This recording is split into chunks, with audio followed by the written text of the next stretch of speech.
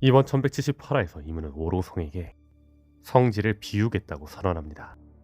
이 내용은 1179화로 이어지고 오로성은 이무에게 판게아성에서 나가서는 안 된다고 하며 차라리 엘버프의 해군본부 대장을 보내겠다고 하죠.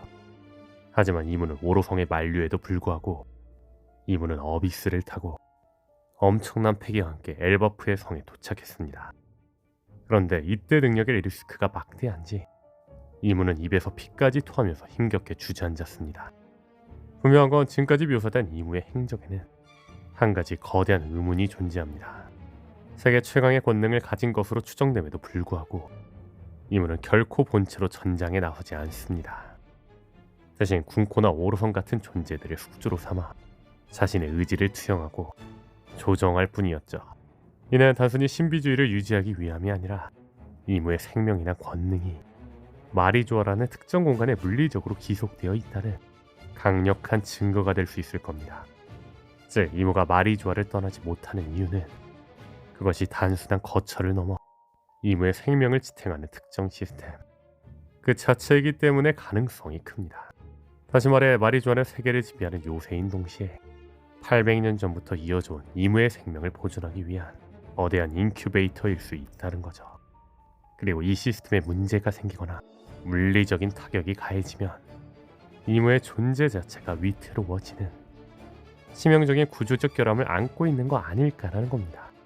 이 가설대로라면 1149화에서 엘바프에 등장한 이무가 신의 기사단에게 뭘 꿈을 대느며 경로하고 최강의 전력인 샴록을 엘바프에서 급히 마리조아로 복귀시킨 이유도 이제 설명될 수 있을 겁니다. 이는 현재 자신의 생명줄인 마리조아가 불바다가 되고 있기 때문입니다. 또한 이무가 이례적으로 조급함을 드러내며 직접 군코를 조종해 사태를 해결하려 한 건 역시 자신의 물리적 생존에 직결된 시스템이 붕괴 위기에 처했기 때문일 수 있다는 거죠.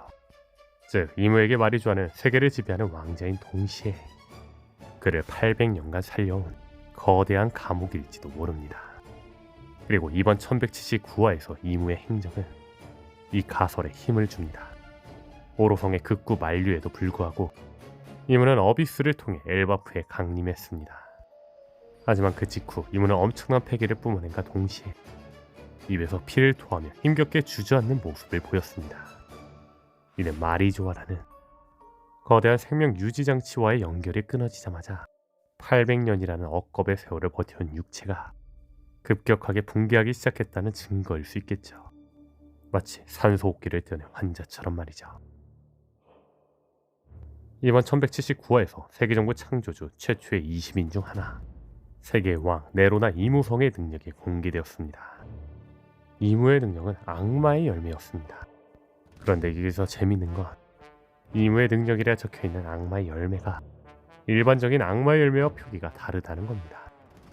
원피스 세계관 내에서 지금까지 악마의 열매는 한자로 표기되는 것이 일반적인 약속이었습니다. 하지만 이무의 능력은 악마 부분이 가타가나로 강조되어 나타납니다. 이는 이무가 먹은 능력이 기존의 열매들 중 하나가 아니라 악마의 열매라는 개념 그 자체의 기원 혹은 순수한 원형임을 시사합니다.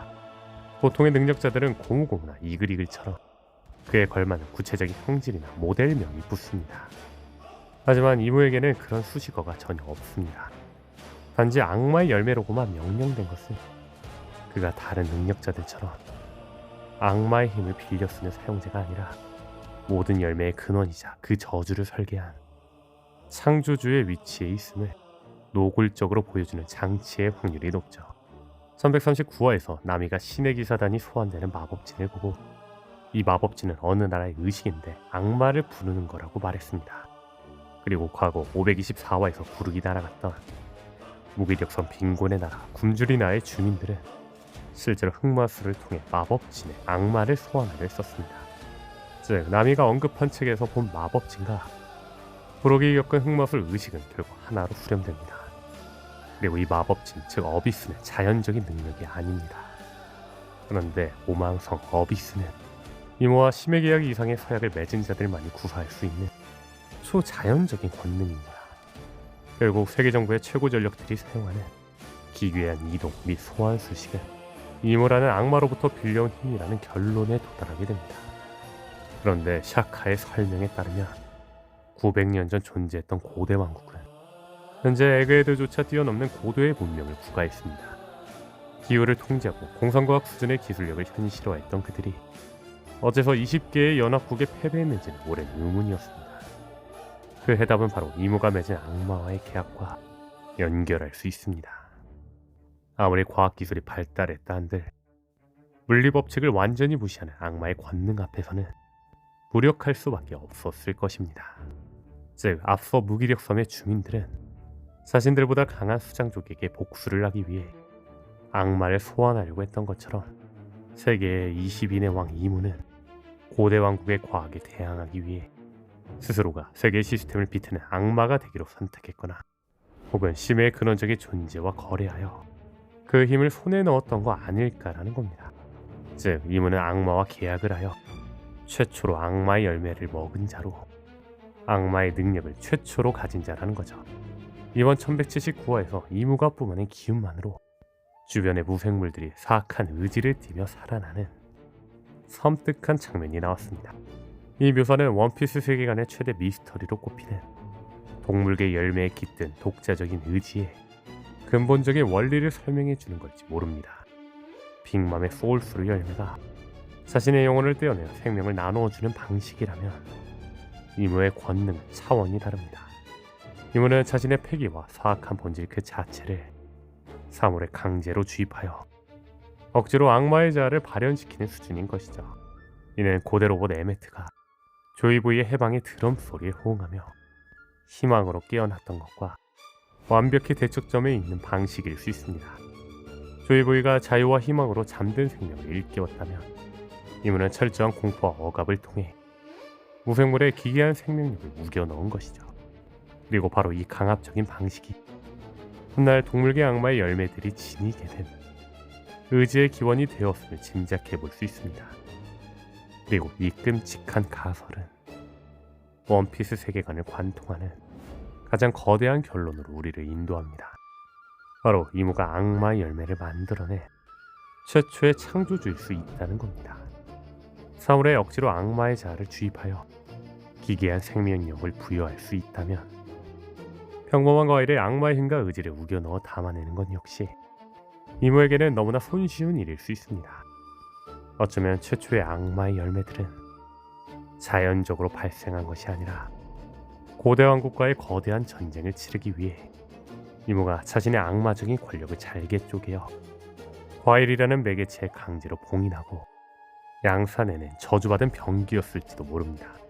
마치 과거 도플라밍고와 시저 클라운이 SAD라는 약물을 통해 강제로 동물의 혈통인자를 주입하여 찍어냈던 인조 악마 열매 스마일의 제조 공정처럼 말이죠.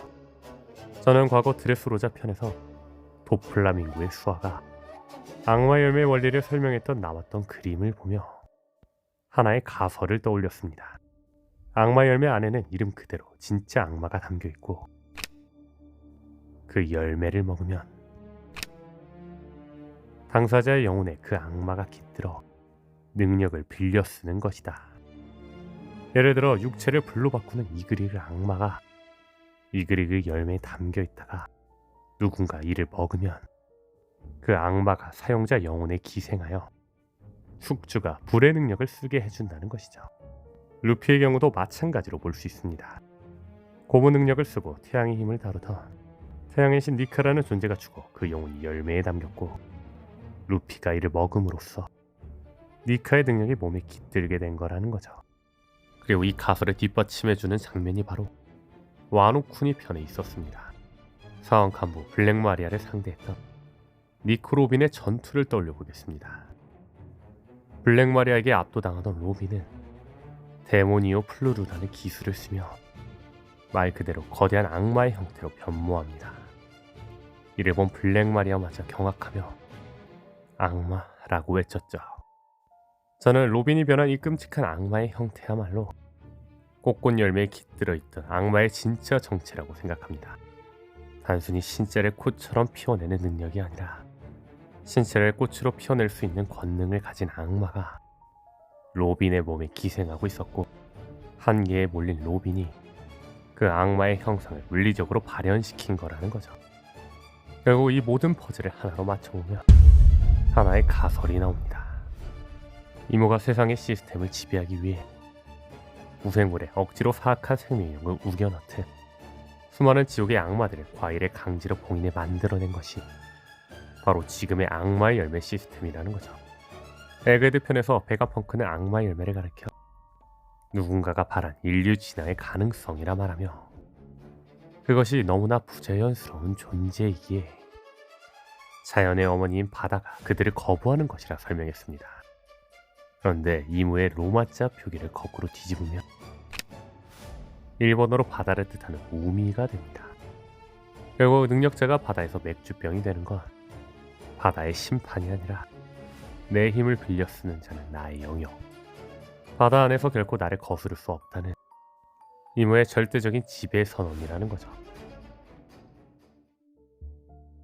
사실 이무가 본격적으로 등장하기 전까지, 아니 이무가 오로성에게 기괴한 능력을 부여한 세계 정부의 최대 흑막이라는 사실이 밝혀지기 전까지만 해도 우리 모두는 원피스의 최종 보스가 당연히 검은 수염 티치일 것이라 생각했습니다.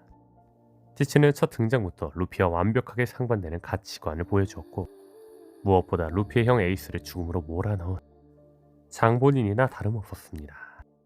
하지만 조이보이와 세계 정부의 싸움이 무려 800년을 이어온 거대한 전쟁이라는 점, 그리고 조이보이의 의지를 잇는 루피와 세계 정부의 정점인 이무의 대립구도가 선명해지면서 현재 독자들 사이에서는 이무 최종 보스설이 거의 정설로 굳어지고 있습니다. 하지만 최근 밝혀진 단서들을 하나하나 조립해보면 이야기는 완전히 달라집니다. 결론부터 말씀드리자면 진정한 최종 보스는 결국 티치가 될 수밖에 없습니다. 천룡인의 이름 뒤에는 존칭을 뜻하는 성이 붙습니다. 그런데 오로성의 이름 뒤에 붙는 성은 천룡인의 존칭인 성스러울 성이 아니라 별을 뜻하는 별성자를 씁니다. 실제로 이들의 이름은 수성, 금성, 화성, 목성, 토성 등 태양계의 오망성을 상징하고 있죠. 그리고 최근 등장한 갈림성은 지구의 위성인 달을 상징합니다. 그렇다면 이무는 어떨까요? 앞서 말한 것처럼 이무는 바다를 상징합니다. 그리고 바다는 지구 표면의 약 70%를 차지하죠. 과거 오하라에 있던 도서관의 지구 중심설, 즉 천동설을 기반으로 한 거대한 지구본이 놓여있던 것을 기억하시나요? 이는 공백의 100년이라는 시기가 원래는 니카를 상징하는 태양의 중심이었던 세계를 지구를 상징하는 이무 중심으로 억지로 비틀어버린 거짓된 역사임을 암시합니다. 그런데 여기서 가장 소름돋는 변수가 등장합니다. 바로 티치입니다. 티치가 먹은 어둠 열매는 사용자의 신체를 무한한 인력을 가진 어둠으로 바꿉니다. 즉 티치라는 존재 자체가 살아있는 블랙홀인 셈이죠. 우주 물리학적으로 모든 질서를 붕괴시키고 행성을 집어삼키는 블랙홀은 행성을 상징하는 오로성과 지구를 상징하는 이무의 가장 완벽한 대척점이다 천적입니다. 물론 현재 오로성과 이무의 적대자는 태양신 니카로 각성한 루피입니다. 하지만 티치의 서사를 뜯어보면 그 역시 이무를 파멸시킬 완벽한 명분을 가지고 있습니다. 티치는 지백의 아들로 지백의 의지를 잇는 자입니다. 그리고 록스 적대는 세계 정부가 감출했던 금기, 공백의 100년의 진실에 누구보다 가까이 다가갔던 자들이죠. 게다가 분명한 건 록스의 목표는 세계 그 자체인 이무, 그리고 검은섬 해적단의 목표 역시 세계 그 자체인 이무이죠. 그렇다면 여기서 생각해볼 것, 티치가 왜 하필 수십 년 동안 흰 수염대에 숨죽여 타면서까지 어둠 열매만을 고집했을까입니다. 이는 단순히 능력자의 힘을 무효하기 위해서가 아닙니다. 티치는 세계 정부의 진짜 지배자인 이무와 오로성을 쓰러뜨릴 유일한 방법이 모든 것을 빨아들이는 블랙홀, 즉 어둠 열매의 인력뿐이라는 것을 이미 알고 있었던 거 아닐까요? 그렇다면 티치는 어둠 열매로 대체 이무의 무엇을 끌어당기려 하는 걸까요? 여기서 앞서 언급했던 이무 악마 가설이 퍼즐처럼 맞물립니다. 결국 이무는 순수한 인간이 아니라 태초의 악마 사탄을 자신의 몸에 가둬둔 거대한 그릇이거나 숙주일 확률이 높습니다. 그리고 오로성과 신의 기사단에게 그 악마의 힘을 쪼개어 부여해 온 것이죠. 티치의 진짜 목적은 바로 여기에 있을 겁니다. 상대방의 악마 열매 실체를 강제로 끌어당기는 어둠어두운 열매의 궁극적인 힘을 사용해 이무의 몸속에 또아리를 틀고 있는 진짜 악마의 본체를 밖으로 끄집어내는 것입니다. 따라서 원피스의 최후의 대결은 단순히 루피와 이무의 대결로 끝나지 않을 것입니다. 티치가 어둠어두운 열매로 이무 안의 악마를 꺼내 자신이 그 힘을 집어삼키거나 혹은 통제불능의 악마 본체가 풀려나면서 이무, 루피, 티치라는 전례 없는 혼돈의 3파전이 벌어질지도 모르죠. 이 장면은 엘바프의 신전에 나오는 악마와 대항하는 전 세계의 자들과 연결될 수 있겠죠. 결국 이번 1179화에 등장한 소름돋는 연출들은 우리에게 하나의 명확한 메시지를 던지고 있습니다. 바로 모든 것은 필연이라는 것입니다. 작중 등장한 기괴한 마법진 위에서 이무는 말합니다. 훨씬 전부터 시작해 있었던 거다 라고 말이죠. 이 말의 의미는 무엇일까요? 이번 1179화에서 이무는 파노라마처럼 굵직한 사건들을 떠올렸습니다. 마리조아의 단신으로 쳐들어와 선전포고를 한 데비 존스의 승부자 록스리 집에 대적시대 개막을 선언하며 죽은 골디 로저, 시피에게서 기어코 니카 열매를 강탈해낸 샹크스, 수백 년의 침묵을 깨고 고대병기 포세이돈으로서 탄생한 시라오시, 엘바프에서 전설의 니드오그 열매를 먹고 이모와 비밀 계약을 맺은 부왕 하랄드를 죽인 로키, 그리고 정상전쟁에서 루피를 지켜낸 흰수염과 그 힘을 강탈하여 새로운 어둠을 알린 티치의 등장까지, 이 모든 역사의 파동들은 결코 우연히 일어난 사건들이 아닙니다.